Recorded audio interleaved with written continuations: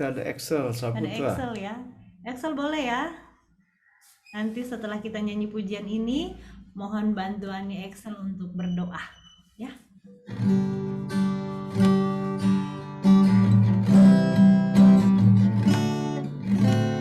Gunakanlah waktu yang Allah berikan, singkat hidupmu waktu berlalu. Dari hidupmu apa kau tinggalkan, hanyalah karya kecintaanmu.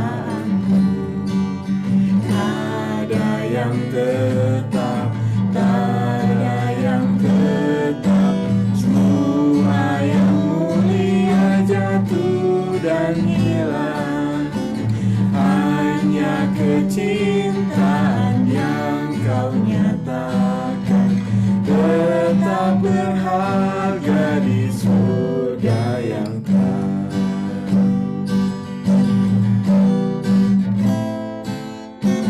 Jangan buang waktumu sia-sia. Tolong yang jatuh, hibur yang susah. Biar terangmu tetap bercahaya. Kabarkan hal juru selamat dunia. Tak ada yang tetap, tak ada yang tetap. Semua yang mulia jatuh dan hilang. Hanya kecintaan yang kau nyatakan tetap berharga di surga yang terang. Ayat yang ketiga.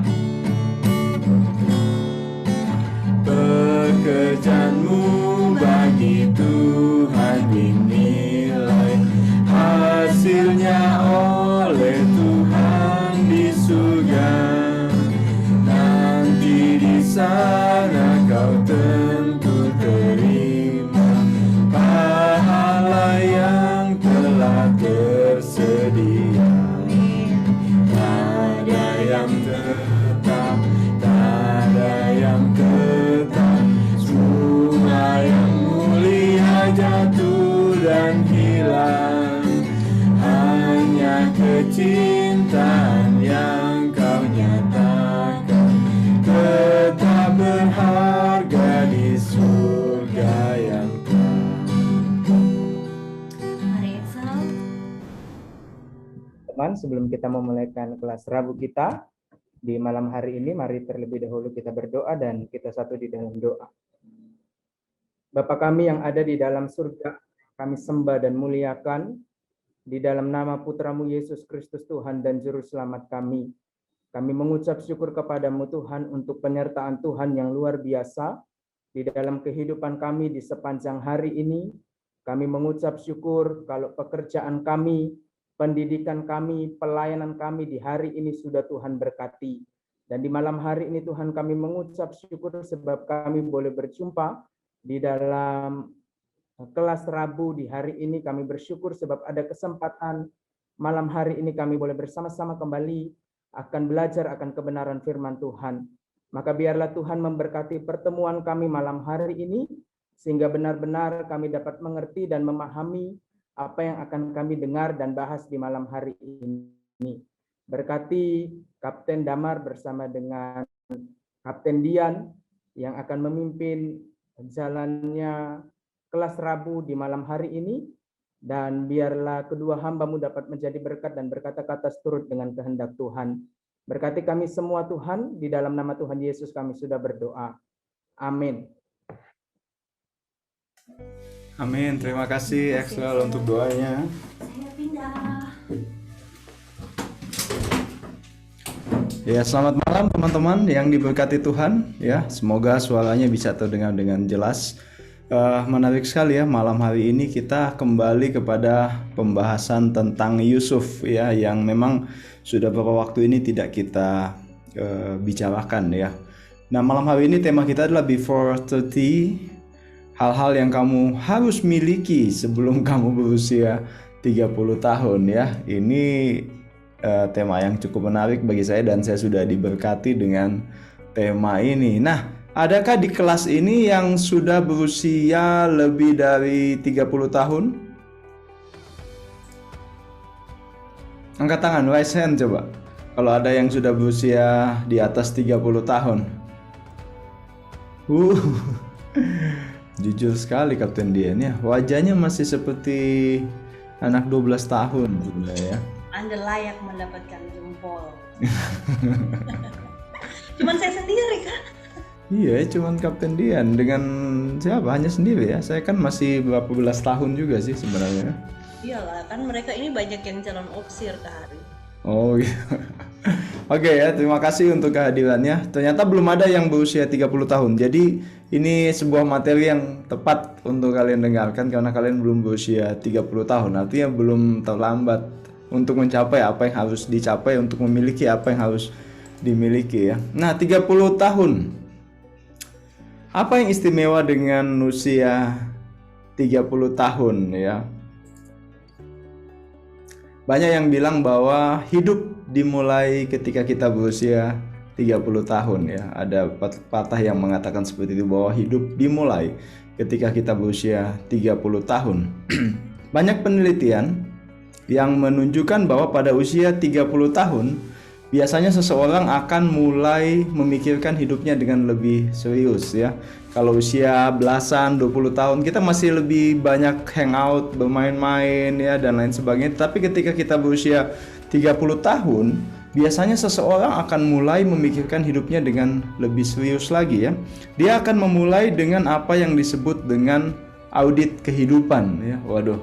Ternyata bukan hanya uang saja yang perlu diaudit, bukan hanya laporan keuangan yang perlu diaudit, tapi juga kehidupan perlu diaudit ya. Dan di usia 30 tahun ini, orang biasa akan melakukan audit kehidupan gitu. Dia akan melihat ke depan dan melihat ke belakang ya.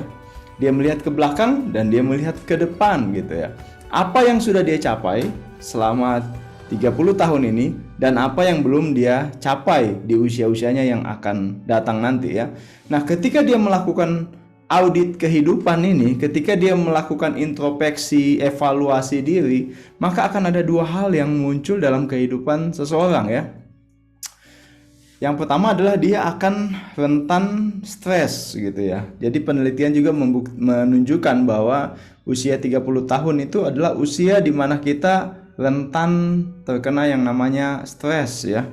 Kenapa? Ketika kita melakukan audit kehidupan kita dan kita melihat bahwa kehidupan kita saat ini tidak sesuai dengan ekspektasi kita beberapa puluh tahun lalu, beberapa belas tahun lalu, ketika kita masih kecil ingin menjadi ini dan itu, atau ketika kita usia belasan 20 tahun kita ingin, oh saya ingin ini, usia 30 tahun saya ingin ada di sini, ada di situ, melakukan ini dan sebagainya.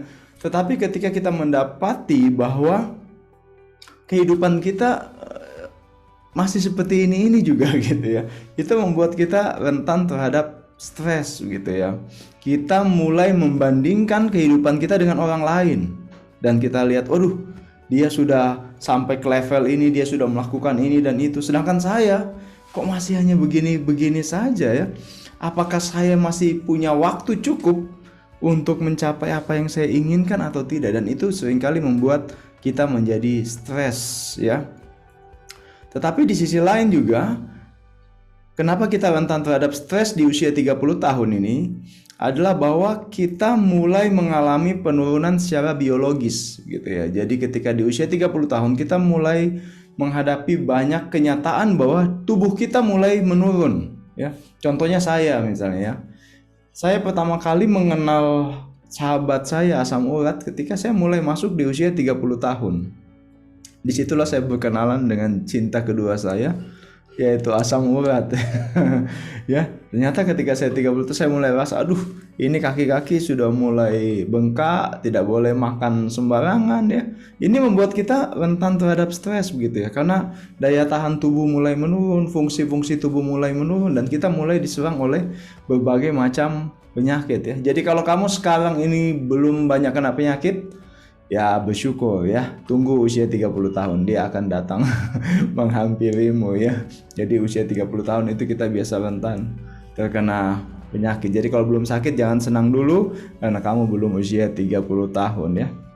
Namun teman-teman, banyak juga penelitian yang menunjukkan bahwa usia 30 tahun kita ada di masa yang matang gitu ya. Jadi ada yang bilang bahwa ketika kita usia 30 tahun kita ada di fase yang matang menjadi seorang manusia ya, baik di dalam karir, dalam keuangan maupun dalam kehidupan pribadi. Jadi pada usia ini orang biasa lebih stabil begitu ya. Ketika dia melakukan audit pribadi, dia lihat ke belakang, wah ternyata saya sudah mencapai apa yang saya mau. Lihat ke depan, wah saya akan berhasil. Itu membuat dia semakin matang ya. Jadi itu adalah usia 30 tahun ya, pengantarnya gitu ya. Dan di usia 30 tahun ini juga dia seperti checkpoint ya. Kalau kamu main game itu biasa ada checkpointnya ya, di mana kamu berhenti di satu titik dan kemudian melihat apakah pilihan yang kamu ambil ini baik untuk hidupmu, apakah kamu mau mundur, mengubah pilihanmu, atau kamu mau tetap maju dan melakukan apa yang kamu yakini. Jadi di usia 30 tahun ini ya, saya ambil satu kutipan dari Jack Ma ya,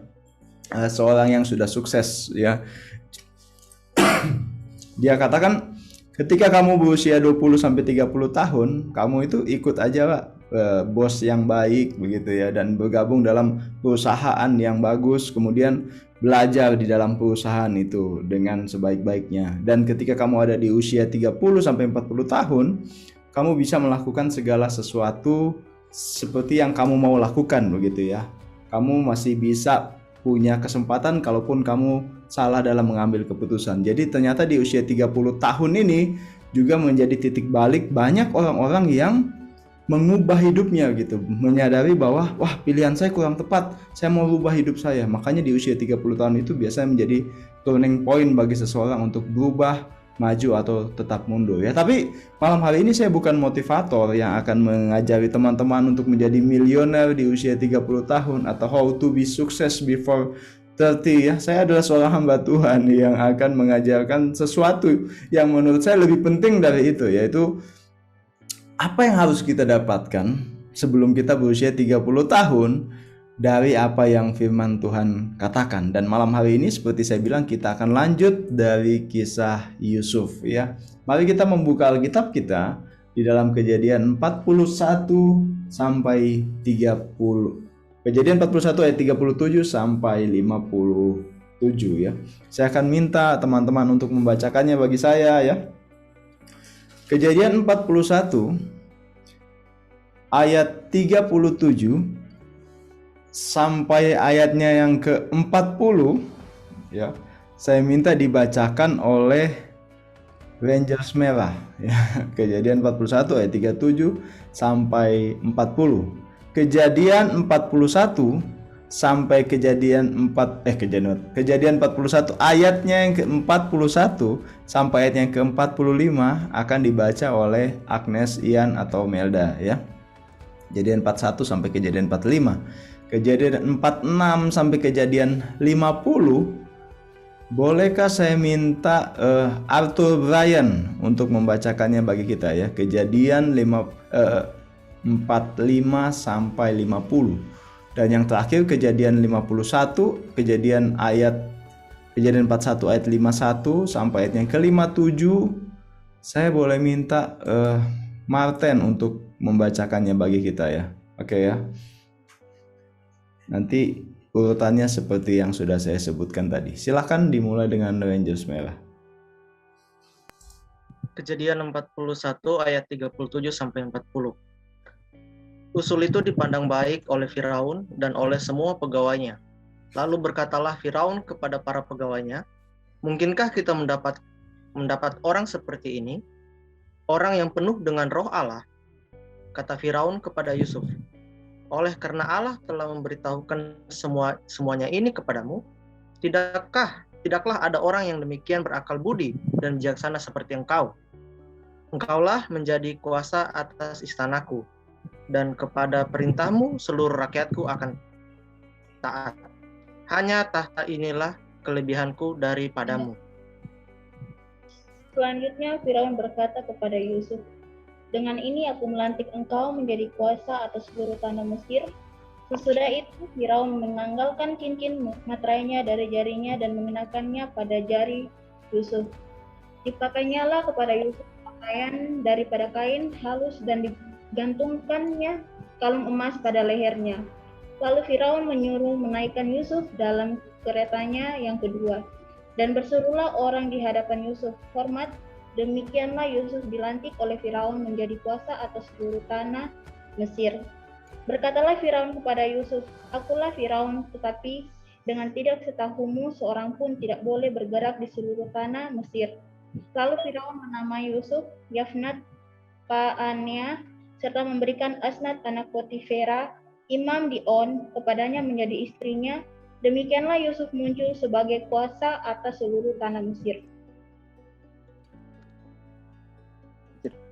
Lalu Firaun menamai Yusuf Zafnat Panea, serta memberikan Asnat Potifera di Membion. Ayat 46. Iya, ayat 46, silakan. Yusuf berumur 30 tahun ketika ia menghadap Firaun, raja Mesir itu. Maka pergilah Yusuf dari depan Firaun, lalu dikelilinginya seluruh tanah Mesir. Tanah itu mengeluarkan hasil bertumpuk-tumpuk ke dalam 7 tahun kelimpahan itu. Maka Yusuf mengumpulkan segala bahan makanan ke 7 tahun kelimpahan yang ada di tanah Mesir, lalu disimpannya di kota-kota. Hasil daerah sekitar tiap-tiap kota disimpan di dalam kota itu. Demikianlah Yusuf menimbun gandum seperti pasir di laut, sangat banyak, sehingga orang berhenti menghitungnya, karena memang tidak terhitung. Sebelum datang tahun kelaparan itu, lahirlah bagi Yusuf 2 orang anak laki-laki yang dilahirkan oleh Asnat, anak Potifera, imam di On. Oke, terima kasih. Selanjutnya. Tes, kedengaran suaraku, Pak? Kedengaran sekali, silakan. Saya membacakan ayat 51 sampai 57. Yusuf memberi nama manusia kepada anak sulungnya itu, sebab katanya, Allah telah membuat aku lupa sama sekali kepada kesukaranku dan kepada rumah bapakku. Dan kepada anaknya yang kedua diberinya nama Efraim, sebab katanya, Allah membuat aku mendapat anak dalam negeri kesengkeranganku setelah lewat ke-7 tahun kelimpahan yang ada di tanah Mesir itu. Mulailah datang 7 tahun kelaparan seperti yang telah dikatakan Yusuf. Dalam segala negeri ada kelaparan, tetapi di seluruh negeri Mesir ada roti. Ketika seluruh negeri Mesir menderita kelaparan dan rakyat berteriak minta roti kepada Firaun, berkatalah Firaun kepada semua orang Mesir, pergilah kepada Yusuf, perbuatlah apa yang akan dikatakannya kepadamu. Kelaparan itu menjelah di seluruh bumi. Maka Yusuf membuka segala lumbung dan menjual gandum kepada orang Mesir, sebab makin hebat kelaparan itu di tanah Mesir. Juga dari seluruh bumi datanglah orang ke Mesir untuk membeli gandum dari Yusuf, sebab hebat kelaparan itu di seluruh bumi. Oke, terima kasih untuk semua teman-teman. Terima kasih Martin sudah membacakannya untuk kita. Kejadian 41 ayat 37 sampai 57 ya. Terakhir kali kita membahas ayat ini, saya ingat kita bicara tentang kepenuhan roh ya. Ada tadi dalam pembacaan kita, dan semoga teman-teman masih ingat waktu kisah itu ya. Dan malam hari ini kita akan melanjutkannya lagi. Nah, saya pikir teman-teman kita lihat di dalam ayat yang ke-46. Di sana dikatakan dengan sangat jelas bahwa Yusuf berumur 30 tahun ketika ia menghadap Firaun raja Mesir itu. Maka pergilah Yusuf dari depan Firaun, lalu dikelilingilah seluruh tanah Mesir. Nah, ini adalah satu pembacaan yang menarik ya, karena memang usia 30 tahun ini cukup menarik. Kenapa? Karena Tuhan Yesus juga memulai pelayanannya pada saat dia berusia sekitar 30 tahunan ya. Nah, apa yang menarik di dalam ayat yang ke-46 dikatakan bahwa Yusuf ketika dia berusia 30 tahun dia menghadap Firaun ya. Saya pikir Yusuf sebelum dia berusia 30 tahun dia sudah mengaplikasikan apa yang Jack Ma bilang tadi ya, bahwa sebelum dia berusia 30 tahun dia sudah bekerja, mendapatkan bos yang baik yaitu Potifar ya, dan bergabung di dalam perusahaan dalam tanda kutip rumahnya Potifar. Dan di dalam rumahnya Potifar itu Yusuf banyak belajar memanajemen segala sesuatu ya, atau secara harafiah bisa kita bilang bahwa Yusuf ini dia menjadi wakil atau wakil direktur lah di rumahnya Potifar itu. Dan seringkali kita berpikir bahwa Yusuf kan tidak lama di rumah Potifar. Nah, saya akan memberikan kronologis waktu kehidupan Yusuf di dalam slide berikut ini ya. Kita tahu bahwa ketika umur 17 tahun Yusuf bermimpi, dan ketika waktu itu dia dibuang oleh saudara-saudaranya di dalam sumur, dan kemudian dia dijual ke rumah Potifar sebagai budak ya. Dan ternyata 11 tahun lamanya Yusuf bekerja sebagai budak di Potifar ya. 11 tahun itu bukan waktu yang cepat ya, bukan waktu yang singkat, itu sebuah waktu yang lama ya. Teman-teman di Singapura ini udah kerja berapa tahun pasti kangen ingin pulang kan.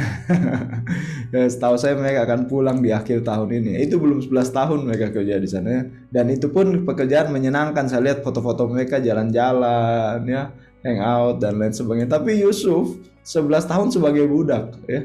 Jadi bisa kita bayangkan betapa sulitnya Yusuf ada di tempat yang baru, tempat yang asing sebagai budak. Tentu dia tidak bisa sembarang keluar masuk ke rumah Potifar ya.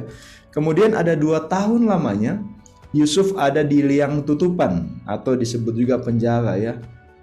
Ini juga saat-saat yang sulit bagi Yusuf. Dia 2 tahun ada di dalam penjara dan pada usia 30 tahun Yusuf menjadi penguasa, menjadi orang kedua di tanah Mesir. Ini adalah sebuah kronologis kehidupan Yusuf ya. Dan di sini kita melihat ternyata Yusuf 11 tahun lamanya menjadi budak dan 2 tahun lamanya menjadi budak dan di penjara ya.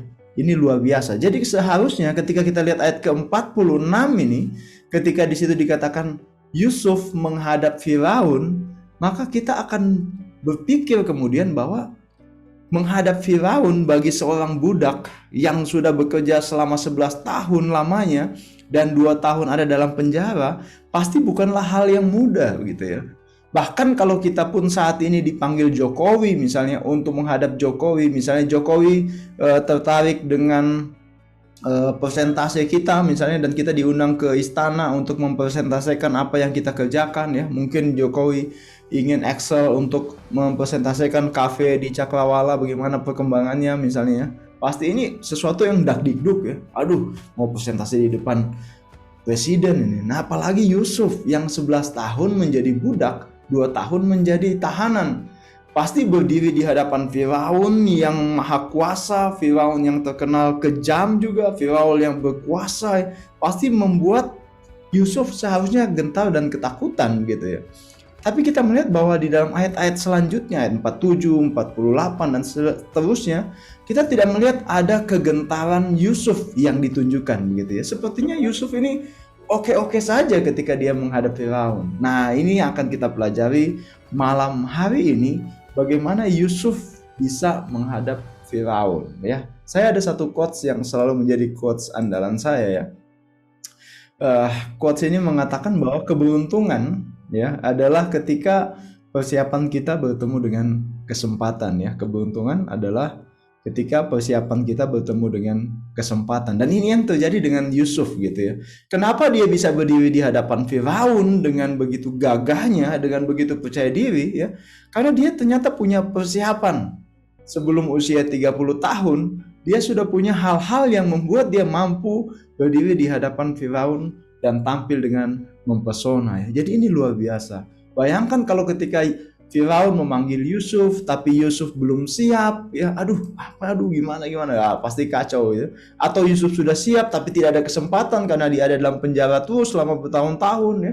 Nah, dia tidak akan menjadi orang yang beruntung ya. Jadi teman-teman, ketika teman-teman punya persiapan, ketika teman-teman dapat kesempatan, nah disitulah teman-teman menjadi orang yang beruntung. Nah, bagaimana mempersiapkan diri kita ketika kita berjumpa dengan kesempatan? Nah, itu yang akan menjadi pembahasan kita malam hari ini ya. Mario Teguh bilang bagaimana memantaskan diri kita sehingga ketika kesempatan datang kepada kita di usia 30 tahun, kita punya persiapan yang bagus sehingga kita mampu berdiri menghadapi setiap tantangan yang kita hadapi. Nah, malam hari ini kita akan belajar 4 hal dari Yusuf. Bagaimana Yusuf memiliki hal-hal khusus yang membuat dia siap ketika dia berhadapan dengan tantangan di usianya 30 tahun. Yang pertama, apa yang harus kita miliki sebelum kita berusia 30 tahun ya? Yang pertama adalah, ini mungkin terdengar klise teman-teman, tapi ini yang paling penting ya. Karena itu ini saya taruh menjadi poin nomor 1. Ini poin yang paling penting adalah memiliki kepastian dalam kehidupan spiritual ya. Apa yang paling penting sebelum kita menginjakan kaki di usia 30 tahun nanti, kita harus punya kepastian tentang kehidupan spiritual kita ya. Banyak orang yang berpikir sebelum saya berusia 30 tahun saya harus mendapatkan jaminan finansial, kepastian keuangan ya sebelum dapat 30 tahun. Namun menurut saya salah satu hal yang terpenting sesungguhnya adalah kepastian di dalam kehidupan spiritual ya. Kepastian dalam kehidupan spiritual ini seperti apa ya? Yaitu bahwa kamu mengenal dan beriman kepada Allah yang kamu sembah. Kepastian spiritual adalah kamu mengenal dan beriman kepada Allah yang kamu sembah ya. Ini menjadi sangat penting. Kenapa? Karena dalam kehidupan Yusuf kita melihat bagaimana hubungan dengan Allah, kepastian spiritual Yusuf dengan Allah itu menjadi dasar yang menolong dia melalui setiap kesulitan dan godaan yang datang. Sekali lagi saya ulangi ya statement ini, bahwa kepastian spiritual Yusuf akan hubungannya dengan Allah itu menolong dia untuk menghadapi setiap kesulitan dan godaan yang datang ya. Kisah yang paling fenomenal dalam kisah Yusuf adalah ketika dia menolak godaan dari istri Potifar untuk berzina dengan dia ya. Meskipun istri Potifar berulang-ulang kali datang untuk membujuk dia. Nah, apa yang menarik dari kisah itu bahwa Alkitab tidak mengatakan bahwa Yusuf menolak ajakan istri Potifar karena hal itu adalah sesuatu hal yang tidak wajar untuk dilakukan pada zaman itu. Alkitab tidak mengatakan seperti itu. Dan karena di zaman itu, di dalam budaya Mesir pada waktu itu, hal yang biasa jika seorang istri dari majikan biasa mencari budak-budak yang muda, budak-budak yang ganteng untuk kemudian berzina dengan budak-budak itu adalah hal yang sering terjadi di dalam budaya Mesir pada waktu itu. Bahkan dalam beberapa catatan sejarah Mesir dituliskan ada Firaun ya, yang salah satu yang terkenal adalah Ramses II begitu ya. Firaun Ramses II ini dia bukan hanya punya banyak istri, tapi dia juga menikah dengan ketiga orang anak perempuannya ya. Jadi kita bisa membayangkan kebudayaan Mesir pada waktu itu tidak sama dengan kebudayaan pada zaman ini, di mana ketika seseorang berselingkuh itu sesuatu yang sangat secara moral tidak benar begitu ya. Tapi zaman itu kehidupan moralnya sangat-sangat tidak bisa dicontohi ya. Ketika kita melihat pemimpinnya saja, Firaun saja menikah dengan anak perempuannya ya. Ini tentu kondisi budaya moral yang tidak bisa menjadi patokan. Dan di dalam Alkitab ditulis dengan jelas bahwa apa yang membuat Yusuf menolak bujukan itu bukan karena lingkungan yang memang tidak memungkinkan dia, tetapi dengan jelas Alkitab katakan bahwa dia menolak godaan istri Potifar karena dia tidak mau berbuat dosa di hadapan Allah. Nah, ini sesuatu yang penting teman-teman ya.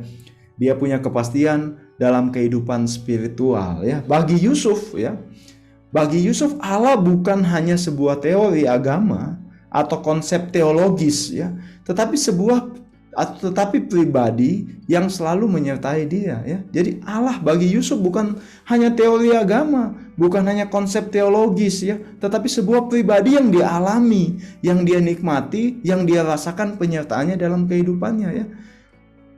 Dan ini dibuktikan di dalam ayatnya yang ke-51 dan 52 ya. Bolehkah saya meminta satu teman untuk membacakan lagi ayat 51 dan ayatnya yang ke-52? Bagi siapa yang sudah dapat bisa membacakannya untuk saya.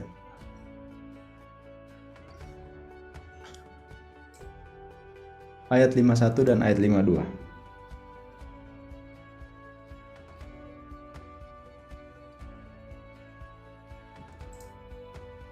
Silakan. Yesus memberi nama Manasye kepada anak sulungnya itu. Sebenarnya Allah telah membuat aku lupa sama sekali kepada kesukaranku dan kepada rumah bapakku. Dan kepada anaknya yang kedua diberinya nama Efraim, sebab katanya Allah membuat aku mendapat anak dalam negeri kesengsaraanku. Oke, terima kasih ya. Allah telah membuat aku. Aduh, luar biasa sekali bagi saya ini ya. Banyak orang yang berdebat tentang Tuhan ya. Banyak orang yang berdiskusi tentang Tuhan, eksistensi Tuhan, berdebat tentang pengetahuan akan Allah, berdebat tentang doktrin, merumuskan Allah dalam berbagai doktrin. Namun di sisi lain, orang-orang yang berdebat itu seringkali tidak pernah punya hubungan yang khusus dengan Allah gitu. Jadi Allah hanya menjadi sebuah teori yang diperdebatkan, yang dirumuskan, tapi orang tidak mengalami Tuhan di dalam kehidupannya ya. Tetapi apa yang dilakukan Yusuf adalah dia mengalami Tuhan. Dia merasakan penyertaan Tuhan. Sehingga di dalam ayat 51 dan 52 dia mengatakan bahwa Allah telah membuat aku. Ini luar biasa teman-teman ya. Ketika orang berhasil mendapatkan satu posisi yang bagus, seringkali dia mudah melupakan Tuhan ya. Waduh, semua karena apa yang saya lakukan. Wah, untung saya dulu kerja keras lah, untung saya dulu setia. Oh, kalau bukan saya pintar, kalau bukan saya hebat, tidak mungkin saya ada dalam posisi itu. Tetapi Yusuf di dalam ayat 51 dan 52, dia tidak membanggakan dirinya dengan semua pencapaiannya, tapi dia bilang bahwa kalaupun dia mampu bertahan sampai hari ini, sampai hari itu, maka itu semua karena Allah yang membuat aku. Ya, ketika anak pertamanya dia bilang Allah yang membuat aku lupa sama sekali kesukaranku dan kepada rumah bapakku ya. Di sini kita melihat bahwa hubungan Yusuf dengan Allah adalah hubungan yang sangat dekat. Allah menjadi sosok yang nyata ya, bahwa ternyata yang membuat Yusuf mampu untuk menghadapi kesukaran ya. Jadi di sini kita melihat bahwa ternyata Yusuf di rumah Potifar di penjara bukan senang-senang, tapi dia juga menghadapi kesukaran, dan yang membuat dia lupa pada kesukarannya itu adalah Allah, diakui ya. Allah yang membuat aku melupakan kesukaranku ya. Ini luar biasa. Dan di dalam anaknya yang kedua, dia namanya Efraim ya. Wah, ada Efraim tadi saya lihat di sini bergabung ya. Luar biasa. Efraim itu artinya adalah bahwa Allah membuat aku mendapat anak di negeri kesengsaraanku. Jadi di sini kita melihat bahwa Yusuf melihat kepada Tuhan sebagai pribadi yang nyata, bukan hanya sebagai teori, bukan hanya sebagai gagasan, tetapi sebagai Allah yang hidup yang menyertai dia. Tuhanlah yang membuat aku, Tuhanlah yang menolong aku. Kalau aku mampu melewati semua kesulitan dan kesedihan itu, semata-mata hanya karena Tuhan yang membuatku mampu melalui semua itu. Nah teman-teman, apa artinya bagi kita ya sekarang ini? Saya ingin katakan bahwa sebelum kamu berusia 30 tahun ya, kalau kamu sekarang belum berusia 30 tahun masih ada kesempatan, milikilah kepastian dalam kehidupan spiritualmu ya. Yosua katakan, pilihlah kepada siapa engkau mau beribadah ya. Apakah Allah nenek moyangmu atau Allah yang di seberang sungai Efrat, tapi aku dan seisi rumahku akan beribadah kepada Tuhan. Saudaraku, sebelum kita berusia 30 tahun, kita harus yang pertama memilih Tuhan mana yang kita mau sembah. Yang kedua, kita harus menutup segala pintu kebimbangan kita kepada Tuhan, gitu ya. Jadi ketika engkau sudah memilih Tuhan, maka lekatkanlah hatimu kepada Tuhan, beribadahlah kepada Dia dengan sungguh-sungguh, dan yakini, percayai Dia dengan sepenuh hati ya. Jangan sampai sebelum kamu berusia 30 tahun, kamu belum yakin dan percaya kepada Tuhan Yesus ya. Masih ragu apakah Tuhan Yesus ini Tuhan yang menyelamatkan atau bukan gitu. Apakah masih ada keselamatan di luar Tuhan? Jangan sampai gitu ya. Jangan sampai sebelum kamu berusia 30 tahun kamu belum yakin dengan keselamatanmu ya. Kalau belum yakin mesti ada lagi di sini penginjilan lagi di kelas Rabu ini. Tapi saya percaya semua kalian sudah yakin dengan keselamatannya. Jangan sampai saya mati nanti nih masuk surga atau masuk neraka ya, atau jurusan lain mungkin ke Palu-Palolo atau ke Kulawi ya. Saya ini mau kemana? Apakah saya ada di zona surga, friend zone, atau ada di zona neraka gitu ya. Jadi itu harus sesuatu yang kau pastikan sebelum kau berusia 30 tahun ya. Kemudian kamu harus meyakini bahwa kamu sebelum usia 30 tahun jangan sampai kamu belum bisa berdoa, jangan sampai kamu belum pernah membaca Alkitab, belum tahu bersaat teduh ya. Jangan sampai kamu belum punya relasi dengan Tuhan. Apa yang kita lihat dari Yusuf adalah ketika dia berusia 30 tahun, dia sudah punya hubungan spiritual yang nyata dengan Tuhan. Nah, hubungan dengan Tuhan itu penting sekali teman-teman. Kenapa? Karena ketika kita mengenal Tuhan ya, ketika kita mengenal Tuhan, maka kita sesungguhnya sedang mengenal diri kita sendiri ya, mengenal gambar diri kita ya. Ini adalah hal yang sangat penting ya. Kenapa? Karena ada banyak orang yang tidak bisa mengenal dirinya sendiri ya. Kalau beberapa waktu ini kita banyak mendengar tentang mental illness ya, mental health begitu ya. Ada banyak orang yang mengalami gangguan mental ya, berupa kecemasan, berupa perasaan tidak berharga, depresi dan lain sebagainya. Karena itu sebelum kita berusia 30 tahun, ketika kita audit pribadi kita, jangan sampai kita merasa depresi, tidak berharga dan lain sebagainya. Jangan sampai kita memakai standar dunia untuk mengukur kehidupan kita begitu. Membandingkan diri kita dengan orang lain dan kemudian kita merasa diri tidak berharga. Wah, dia sudah lebih kaya, siapalah saya. Kemudian kita depresi, merasa diri tidak berguna, tidak tahu tujuan hidup kita seperti apa dan lain sebagainya. Nah, ketika kita mengenal Tuhan, maka kita akan mengenal gambar diri kita itu seperti apa.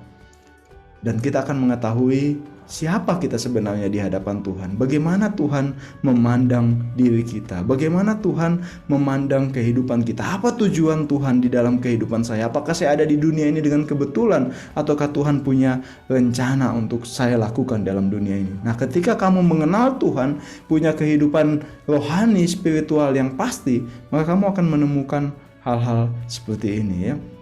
Begitu juga di dalam rumah tangga ya. Kalau kamu sudah menikah di usia 30 tahun nanti, kamu belum memiliki kepastian spiritual dalam hidupmu, maka kamu akan pakai standar umum, standar budaya sekitarmu untuk menjadi standar dalam tingkah lakumu ya. Oh, semua orang juga berselingkuh ya, itu wajar ya. Makanya kamu di rumah tangga berselingkuh ya. Oh, perceraian adalah sesuatu yang biasa. Oh, melakukan seks bebas adalah sesuatu yang biasa. Karena itu saya juga mau melakukannya. Ketika kamu ada di usia 30 tahun di tempat kerjamu dan kamu lihat semua orang korupsi dan kamu bilang, wah semua orang juga korupsi, semua orang juga saling menjatuhkan begitu. Kita pakai standar yang dipakai oleh kebudayaan kita, yang dipakai oleh dunia ini. Tapi kalau kamu hidup punya relasi dengan Tuhan, maka kamu akan menggunakan standar Tuhan di dalam hidupmu. Belajar dari Yusuf bahwa kepastian spiritual memberikan dia dua dampak besar dalam hidupnya. Yang pertama, dia hidup takut akan Tuhan. Dan yang kedua, dia merasakan penyertaan Tuhan di dalam kehidupannya. Poin yang kedua, sebelum kita berusia 30 tahun, apa yang harus kita miliki? Ya, milikilah tujuan hidup yang jelas. Apakah kamu pernah mendengar kisah klasik tentang Alice in Wonderland? Ya. Dulu ada filmnya waktu saya masih muda gitu ya, film kartun tentang Alice in Wonderland, dan kalau tidak salah dibuat lagi film layar lebarnya kemarin. Ini karya Lewis Carroll ya. Nah, di dalam kisah Alice in the Wonderland ini diceritakan bahwa suatu hari Alice itu tersesat di dalam petualangannya di tengah hutan ya. Dia mau pergi tapi dia tersesat di tengah hutan. Dan di dalam kebingungannya dia bertanya kepada seekor kucing ya. Ini sebenarnya kucing magic, ini bisa menghilang dan lain sebagainya. Dia bertanya kepada seekor kucing yang dia jumpai di jalan. Dia tanya begini, wahai kucing, ya, kucing oranye, wahai kucing, dapatkah engkau memberitahu jalan mana yang harus kulalui ya? Karena di situ ada banyak jalan ya. Dan kucing itu berkata kepada Alice, tergantung kemana tujuanmu untuk pergi gitu ya. Kemudian Alice bilang, aku tidak tahu tujuanku. Yang penting aku bisa sampai di suatu tempat. Dan kucing itu bilang, oh jangan khawatir. Kalau kamu tidak punya tujuan, berjalan saja. Tidak peduli jalan mana yang kau tempuh, kalau kau berjalan cukup jauh, pasti engkau akan sampai di suatu tempat. Nah teman-teman, dari kisah ini, ya, kita belajar bahwa ada banyak orang zaman sekarang seperti Alice, ya, tidak punya tujuan, gitu ya. Dan setiap jalan sepertinya menawarkan banyak kesenangan. Sehingga kalau kita tidak punya tujuan, maka kita akan tersesat dan menemukan hidup kita berada dalam kehampaan dan kebingungan ya. Kalau teman-teman sering menggunakan Google Maps, kita akan tahu bahwa tujuan menjadi sesuatu yang penting untuk menggunakan aplikasi itu ya. Sehingga betapa macetnya jalan, betapa susahnya kondisi jalan yang kita lalui, berkelok-kelok bahkan sampai di gang kecil sekalipun ya. Tapi kalau kita punya tujuan di Google Maps ya, pasti kita akan sampai ke tujuan itu. Meskipun butuh waktu dan perjuangan. Namun, sebagus apapun jalan hidup kita, kalau kita tidak punya tujuan, maka kita hanya berputar-putar di tempat saja ya. Nah, teman-teman, ada satu quotes yang bilang seperti ini. Orang yang paling berbahaya adalah orang yang hanya memiliki satu tujuan ya. Orang yang paling berbahaya adalah orang yang memiliki satu tujuan. Di awal kisahnya, kita mengenal Yusuf sebagai seorang yang punya satu mimpi saja ya, yaitu menjadi seorang pemimpin. Sehingga ketika Yusuf ada di dalam kondisi yang sangat-sangat sulit, namun tujuannya itu, mimpinya itu telah menjadi penuntun dia. Ketika dia dijual sebagai budak, ketika dia di rumah Potifar, ketika dia dimasukkan ke dalam penjara, ada satu keyakinan kuat di dalam dirinya bahwa ini bukan akhir dari segalanya. Saya hanya perlu mengerjakan pekerjaanku dengan baik agar saya boleh sampai ke tempat tujuanku nanti. Orang yang paling berbahaya adalah orang yang memiliki satu tujuan. Ketika Hitler berkuasa, dia punya satu tujuan untuk mendirikan bangsa Aryan yang perkasa gitu ya. Dan kemudian dia berhasil mengguncangkan dunia ya, melakukan terobosan dan dia terkenal sampai hari ini meskipun dia sudah mati ya. Ketika Osama bin Laden punya satu tujuan untuk menghancurkan Amerika, berperang ya, itu membuat walaupun dia sudah mati saat ini, tapi tetap ideologinya hidup dan menakutkan banyak orang ya. Dan Tuhan Yesus secara positif punya satu tujuan, satu visi ya, bagaimana membawa kerajaan Allah di dunia ini. Dan itu meskipun Tuhan Yesus saat ini sudah terangkat ke surga, ada begitu banyak orang yang terinspirasi oleh ajaran-ajaran dan cara hidup Tuhan Yesus ya. Bagaimana seseorang memiliki satu tujuan. Nah, teman-teman, bagaimana dengan kita ya? Ketika kita masih muda, seringkali kita punya begitu banyak tujuan ya. Sama, saya juga waktu masih muda, sekarang juga masih muda. Punya banyak tujuan, punya banyak mimpi, punya banyak keinginan. Ingin jadi Indonesian Idol ya. Siapa yang pernah mimpi jadi Indonesian Idol di sini ya? Ingin jadi YouTuber, ingin jadi dokter, ingin buat grup band ya. Saya sampai sekarang belum jadi grup band saya. Ada jadinya Blue Band saja. Blue Band adalah grup band yang belum menelurkan album sampai saat ini ya. Oke, jadi ketika kita belum berusia 30 tahun kita punya banyak tujuan. Tetapi teman-teman, ketika kita masuk di usia 30 tahun ya, pastikan bahwa kamu memiliki tujuan-tujuan yang terperinci dan dapat terlihat dengan jelas ya. Biasanya kalau ada orang yang mau jadi opsir atau kandidat ya, saya sering wawancarai, saya sering tanya dengan Kapten Dian biasa kalau ketemu ya. Kalau kandidat ada pelatihan atau kadet ada pelatihan, saya sering tanya kepada mereka seperti ini. Mengapa kamu mau jadi opsir? Dan jawabannya hampir 98% mengatakan bahwa saya ingin hidup memuliakan Tuhan. Ini jawaban yang sangat klise gitu ya, sangat umum sekali gitu. Tapi saya maklumi karena mereka belum berusia 30 tahun ya. Tapi kalau berusia 30 tahun ya, kita tidak bisa pakai jawaban itu lagi ya. Ini jawaban yang perlu ditajamkan gitu ya. Bagaimana engkau akan memuliakan Allah? Visi apa yang Tuhan berikan kepadamu di dalam panggilanmu? Ya, mungkin engkau mau membangun sekolah-sekolah bala keselamatan yang lebih berkualitas. Mungkin engkau mau membuka pos-pos pelayanan yang baru dengan menginjili ya. Mungkin engkau mau menjadi seorang pengkhotbah yang berkuasa. Mungkin engkau mau menjadi penulis buku bala keselamatan yang luar biasa. Mungkin engkau menjadi seorang opsir pendoa yang luar biasa seperti itu ya. Jadi tujuan-tujuan harus ditajamkan ya. Kalau kita tidak jadi opsir misalnya, saya ingin tujuan hidup saya tua kaya raya, mati masuk surga misalnya. Itu juga terlalu umum gitu ya. Bagaimana kita harus memecahkan lagi tujuan-tujuan itu kepada langkah konkret ya. Bagaimana saya harus menjadi kaya, apa yang saya harus lakukan, bagaimana saya mengukur keberhasilan saya pada usia-usia saya selanjutnya begitu. Dan ini bisa teman-teman cari di YouTube, di Google, bagaimana membreakdown ataupun bagaimana menentukan tujuan atau visi hidup teman-teman ya. Bahkan ketika teman-teman membangun rumah tangga sekalipun, teman-teman harus punya tujuan. Seperti apa rumah tangga yang saya harapkan nanti? Bagaimana istri, bagaimana suami, bagaimana anak-anak dapat menjalankan fungsinya dengan baik. Kalau teman-teman tidak punya gambaran tentang rumah tangga yang akan teman-teman bentuk, ini teman-teman hanya akan berputar-putar di situ-situ saja. Nah teman-teman, kalau kamu punya tujuan, memang dibutuhkan kerja keras, memang dibutuhkan pengorbanan. Karena kita tahu tujuan kita, maka kita tidak akan menolak untuk melalui jalan-jalan yang sulit gitu ya. Karena itu satu-satunya jalan menuju ke tujuan kita. Namun kalau kamu tidak menyerah pada tujuanmu, karena tujuan itu jelas dan bisa dicapai, maka pada akhirnya engkau akan sampai di tempat itu dan menikmati kepuasan yang luar biasa. Tapi kalau teman-teman hidup tanpa tujuan, kalau kamu hidup tanpa tujuan, ketika kamu menemukan jalan yang sulit, maka kamu akan berbelok mencari jalan yang lebih mudah ya. Ketika ada yang sulit, maka kamu berbelok lagi di jalan yang lebih mudah. Kamu tidak mau menghadapi kesulitan karena kamu tidak punya tujuan gitu ya. Saya kan tidak punya tujuan, saya cari aja jalan-jalan yang mudah gitu ya.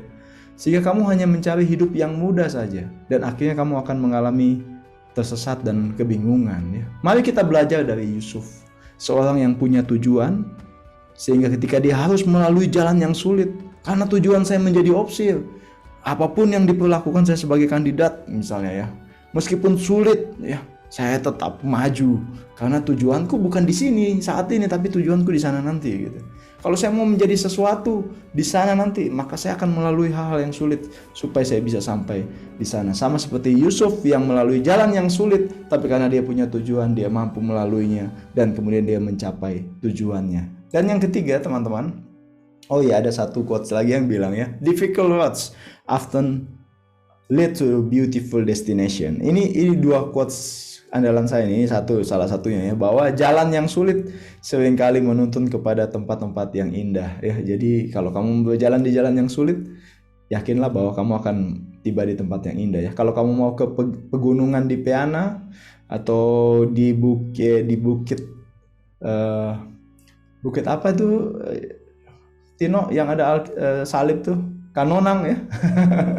Kalau kamu mau sampai di Bukit Salib, masih ingat juga saya rupanya ya, Bukit Kasih Kanonang ya, kamu harus naik 1000 tangga dulu gitu ya, baru kamu bisa melihat indahnya pemandangan dari atas salib gitu ya. Jadi ketika kamu melewati jalan yang sulit, seringkali itu menuntun kamu ke tempat-tempat yang indah gitu ya. Jadi jangan takut dengan prosesmu saat ini. Tuhan sedang proses kamu untuk mempersiapkan kamu kepada sesuatu di masa depan yang lebih baik ya. Jadi jangan mudah mundur, menyerah, tapi tetaplah di jalan yang terbaik. Oke, selanjutnya yang ketiga adalah memiliki kompetensi ya. Ini yang penting. Sebelum kita berusia 30 tahun, apa yang harus kita miliki? Milikilah kompetensi ya. Kompetensi ini dijelaskan oleh Badan Nasional Sertifikasi Profesi adalah kemampuan kerja setiap individu yang mencakup aspek pengetahuan,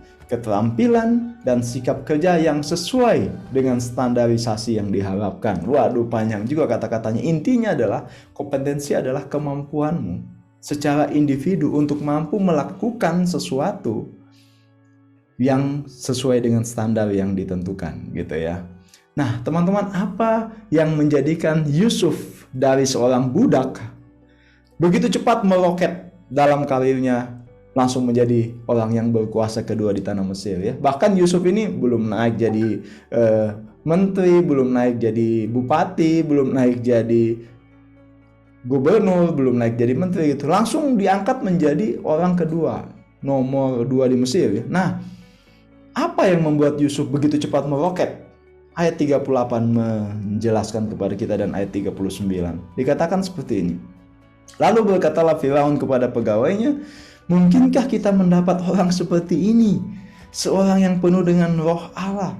Kata Firaun kepada Yusuf, oleh karena Allah memberitahukan semuanya ini kepadamu, tidaklah ada orang yang demikian berakal budi dan bijaksana seperti engkau. Nah teman-teman, apa yang membuat Yusuf cepat meroket dari budak menjadi orang nomor 2? Maka saya bilang bahwa yang membuat dia cepat meroket adalah kompetensi Yusuf. Yusuf memiliki kompetensi yang tidak dimiliki oleh semua orang yang ada di tanah Mesir pada saat itu ya. Yusuf memiliki kompetensi yang tidak dimiliki oleh semua orang yang ada di Mesir pada saat itu. Apa kompetensi Yusuf?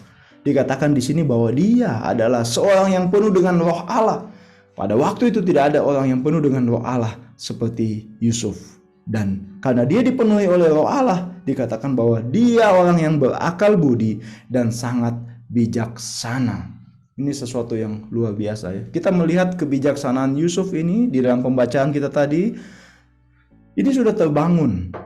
Dari dia menjadi seorang budak di rumah Potifar, dia sudah bijaksana, dia sudah berakal budi, dia sudah penuh dengan roh, sehingga dia diberikan kepercayaan dan tanggung jawab untuk mengatur seluruh isi rumah Potifar.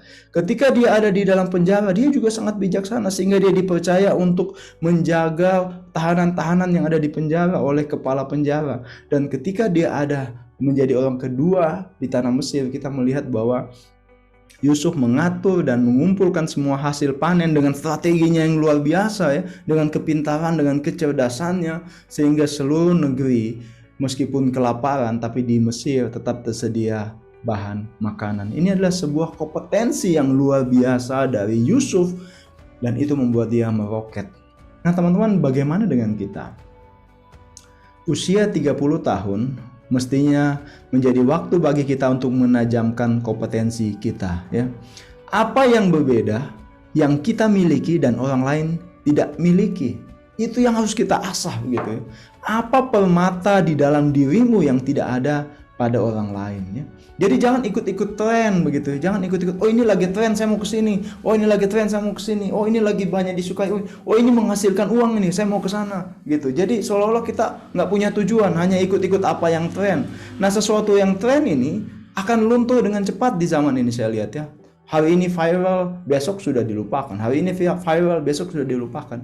Tetapi teman-teman, punyalah sesuatu yang berbeda dengan orang lain ya. Jangan orang jadi PNS, kita semua ingin jadi PNS.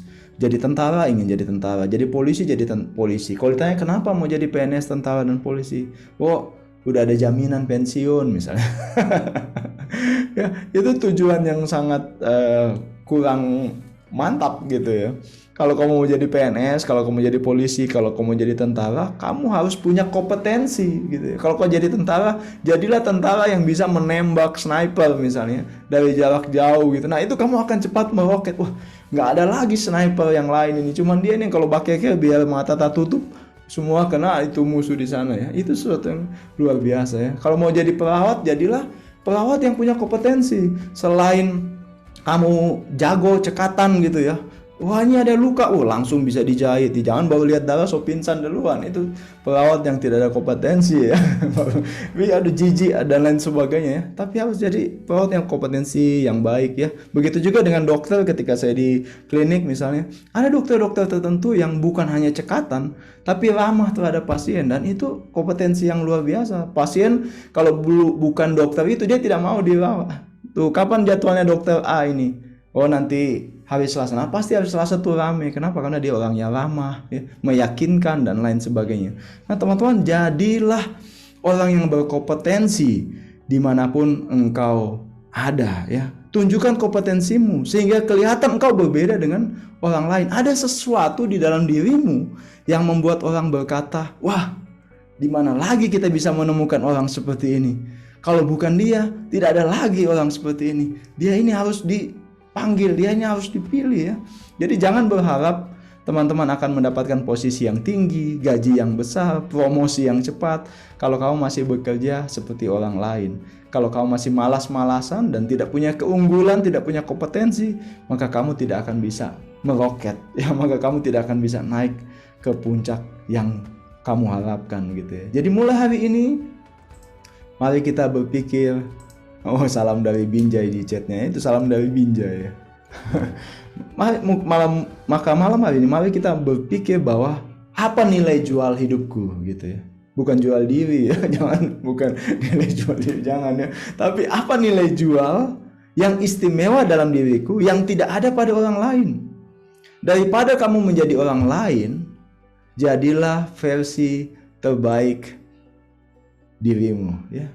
Daripada kamu menjadi orang lain ikut-ikutan tren, saya ingin katakan malam ini, jadilah versi terbaik dari dirimu ya. Kalau satu Manado P lagu ini, be the best of you ya. Itu yang paling penting teman-teman, be the best of you. Jadi versi terbaik dari dirimu. Milikilah kompetensimu, sesuatu yang unik, sesuatu yang berbeda, yang akan membuat orang melirik engkau ya. Jadilah seperti Yusuf yang berkompetensi, sehingga di hadapan Firaun dia dapat berdiri dengan tegap karena dia tahu bahwa dia adalah orang yang dibutuhkan pada saat itu. Saya ingin mengutip satu ucapan dari Martin Luther King ya.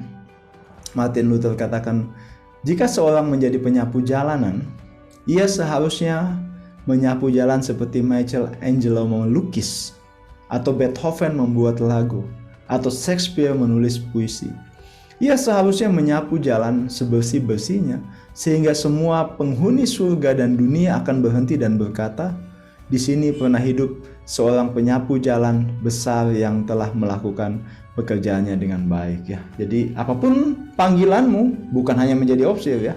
Apapun panggilanmu, lakukan tugasmu dengan sangat baik, dengan berkompetensi, sehingga semua orang yang melihat pekerjaanmu akan berhenti sejenak dan berkata bahwa wow, di sini pernah hidup seseorang yang melakukan pekerjaan dengan sangat baik ya. Bahkan ketika kamu sebagai penyapu jalan, dikatakan Martin Luther King, kamu masih bisa menunjukkan kualitasmu gitu ya. Apalagi kalau menjadi opsir, menjadi pejabat dan lain sebagainya, tunjukkanlah kualitasmu ya. Banyak orang yang seringkali misalnya jadi kandidat gitu ya. Kan hanya kandidat, hanya kadet ya. Jadi aja kadet-kadet yang biasa, kandidat-kandidat yang biasa.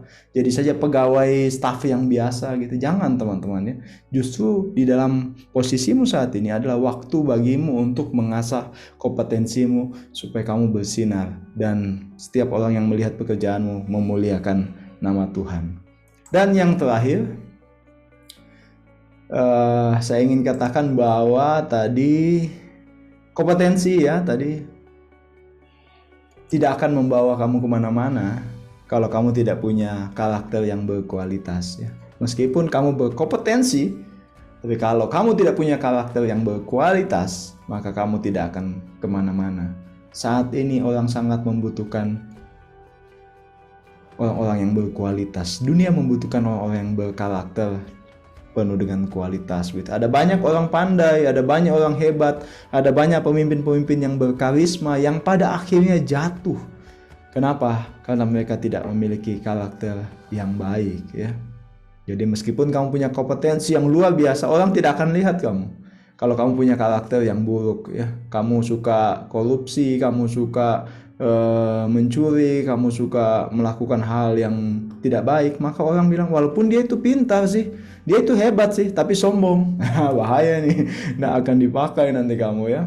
Tapi ya kalau sudah berkompetensi kemudian karakternya bagus lagi, itu pasti mantap ya. Saya petik pendapat Sumarno Sudarsono tentang karakter adalah suatu nilai yang terpatri dalam diri seseorang yang didapatkan dari pengalaman, pendidikan, pengorbanan, percobaan, serta pengaruh lingkungan yang kemudian dipadukan dengan nilai-nilai yang ada dalam diri seseorang dan menjadi nilai intrinsik yang terwujud di dalam sistem daya juang yang kemudian membentuk sikap, perilaku, dan pemikiran seseorang. Atau secara singkat saya ingin katakan bahwa karakter adalah kombinasi dari pengaruh di luar diri kita, pengaruh lingkungan, pengaruh keadaan, pendidikan yang kita alami, dan nilai-nilai yang berasal dalam diri kita ya. Jadi karakter adalah sesuatu yang bisa dibentuk, sesuatu yang bisa dirubah, sesuatu yang bisa diperbaiki,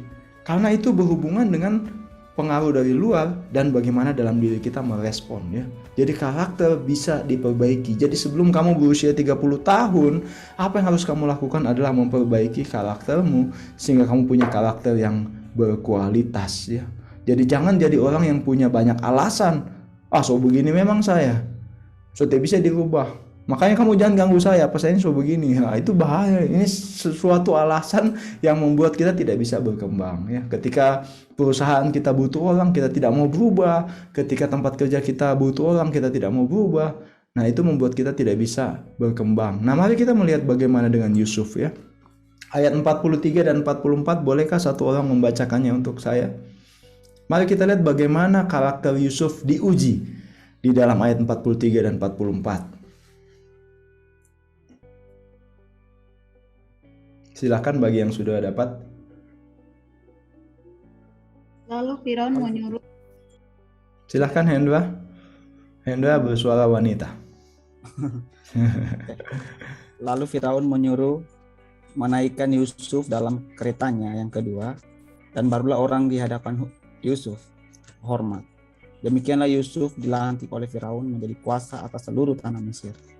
Berkatalah Firaun kepada Yusuf, "Akulah Firaun, tetapi dengan tidak setahumu, seorang pun tidak boleh bergerak di seluruh tanah Mesir."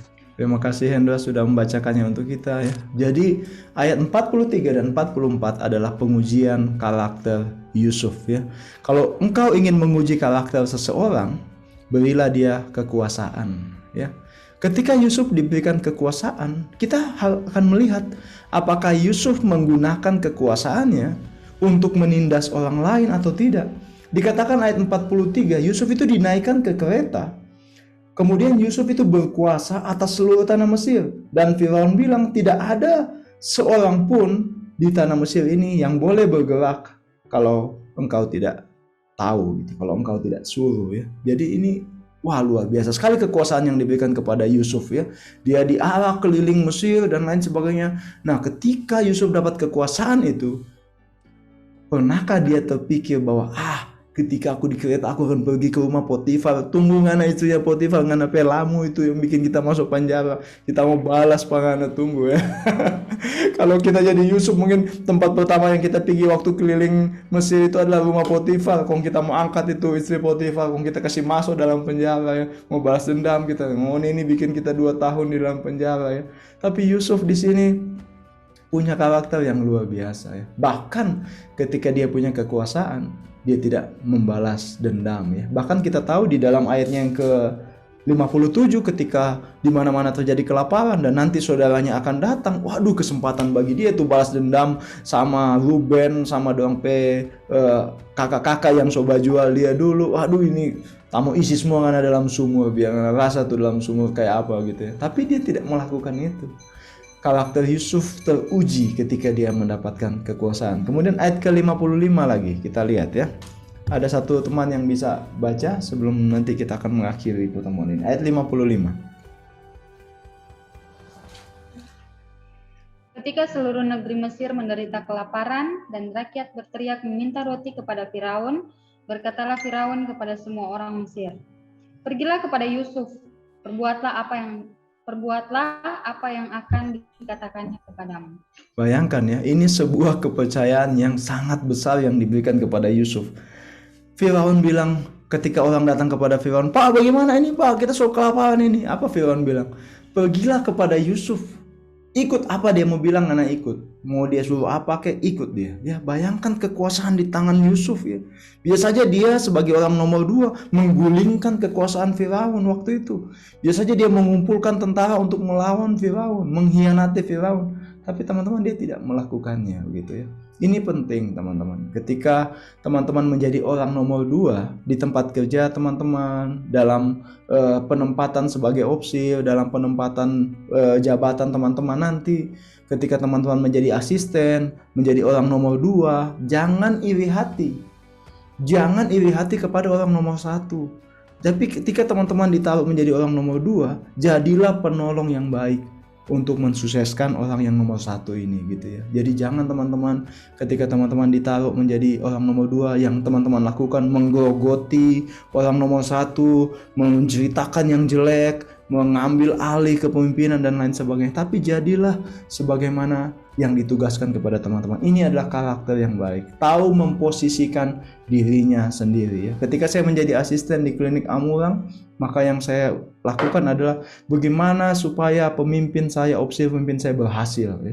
Bagaimana supaya dia selalu berhasil dalam pekerjaannya. Apapun akan saya lakukan supaya dia berhasil. Dan itu membuat kerjasama yang baik di dalam pelayanan ya. Begitu juga teman-teman dalam pekerjaan teman-teman nanti. Ketika ditempatkan dimanapun, sebagai apapun, jangan punya pikiran untuk berniat jahat kepada pemimpin kita. Jangan punya hati yang ingin menggulingkan dia, menjelekkan dia. Tapi jadilah orang yang bisa diandalkan ya. Ada satu quote terakhir yang saya tulis di dalam slide ini adalah, karakter is doing the right thing when nobody is looking ya. Karakter adalah melakukan hal yang benar bahkan ketika tidak ada yang melihat kita. Itu adalah karakter yang sejati, dan itu adalah hal yang dimiliki Yusuf.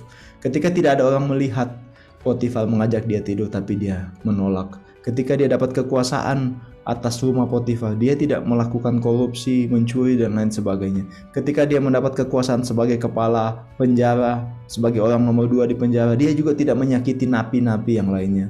Bahkan ketika dia menjadi orang nomor 2 di Mesir, tidak ada satupun ayat Alkitab yang menunjukkan dia memberontak kepada Firaun, dia menjatuhkan Firaun, ataupun dia mengambil kekuasaan Firaun. Dia menempatkan dirinya dengan baik. Sabar teman-teman ya.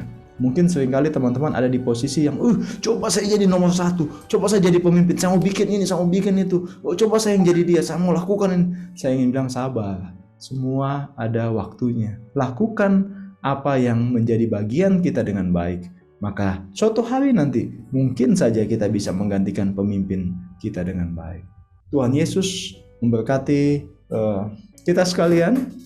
Akan ada sesi untuk kita sharing, mungkin ada kesaksian dan lain sebagainya. Tapi saat ini saya ingin kita untuk menyanyikan satu buah lagu, dan ada waktu untuk kita berdoa di hadapan Tuhan ya. Ini lagu kesukaan saya juga. Malam hari ini semua tentang apa yang saya suka ya. Lagu ini mengatakan, Tuhan inilah hidupku. Kapten Dian, jangan hanya diam-diam, saya membutuhkanmu di sini.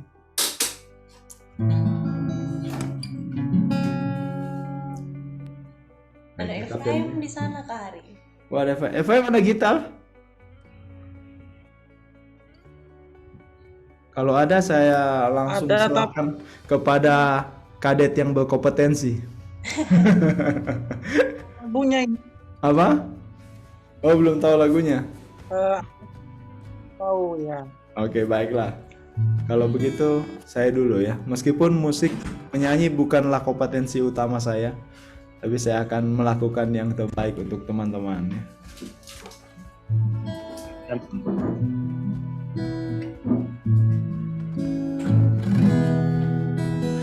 Tuhan, inilah hidupku,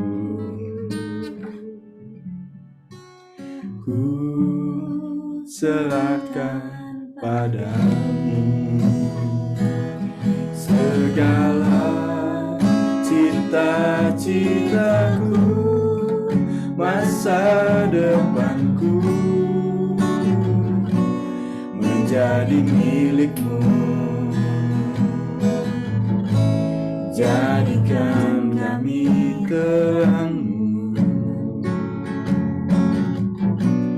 di tengah kegelapan dunia, membawa jiwa-jiwa kepadamu.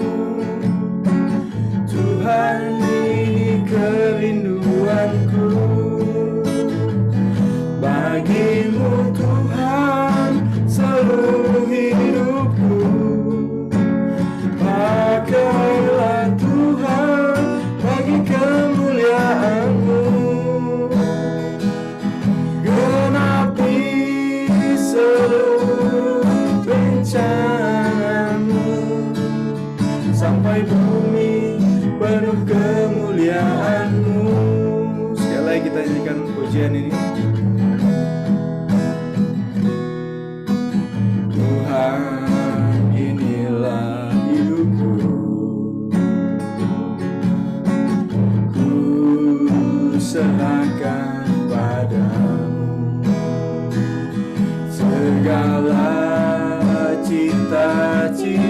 aku, masa depanku menjadi milikmu. Jadikan kami terangmu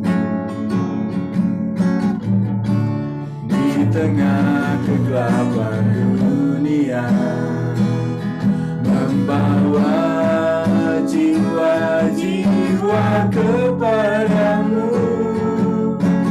Tuhan, ini kerinduanku, bagimu Tuhan seluruh hidupku.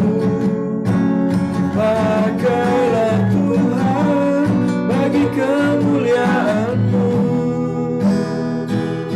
genapi seluruh rencana-Mu, sampai bumi penuh kemuliaan-Mu, sampai bumi penuh kemuliaan-Mu. Mari kita satu dalam doa, kita berdoa. Ya Tuhan Allah Bapa, malam hari ini kami datang di hadapan-Mu. Terima kasih untuk firman Tuhan malam hari ini.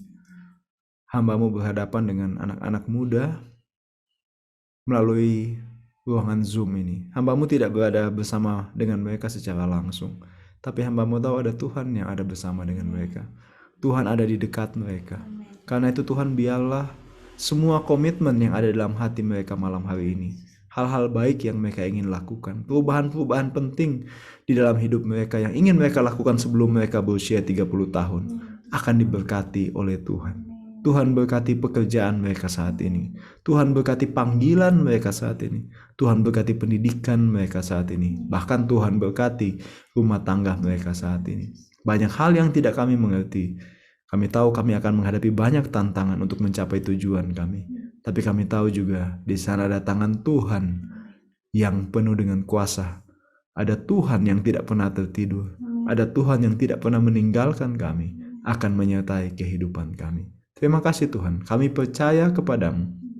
Biarlah semua teman-teman, sahabat-sahabat hamba-Mu di room Zoom ini akan menikmati persekutuan yang indah dalam Tuhan, dan akan menikmati pertolongan Tuhan yang tepat pada waktunya. Di dalam nama Tuhan Yesus, hamba-Mu berdoa. Amin. Terima kasih. Kita foto dulu sebelum kita sharing ya, karena ada banyak yang keluar masuk kayaknya ya. Ini 26 orang. Silahkan dihidupkan videonya teman-teman. Kita foto dulu. Setelah itu kita bisa sharing-sharing bersama ya. Siap? 1, masih ada yang mau hidupkan videonya? Ya. 1, 2, 3.